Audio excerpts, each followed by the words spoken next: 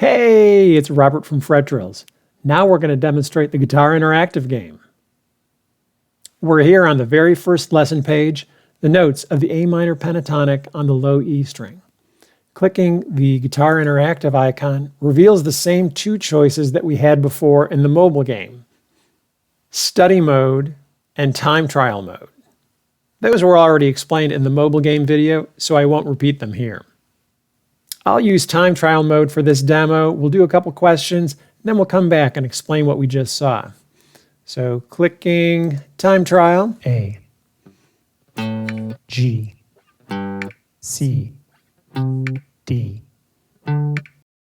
So the app asks the question, then you play the answer on your guitar, then the app detects the note that you've played. You'll use an audio interface to get the guitar signal into your computer. If you need help, then you can check out the user manual. The display shows the area of interest as well as any hints if you're in study mode. The question is asked visually as well as audibly.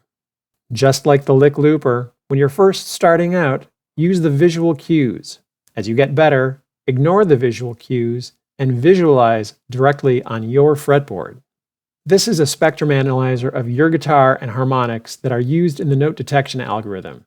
If you encounter problems with note detection, then check out the user manual for tips.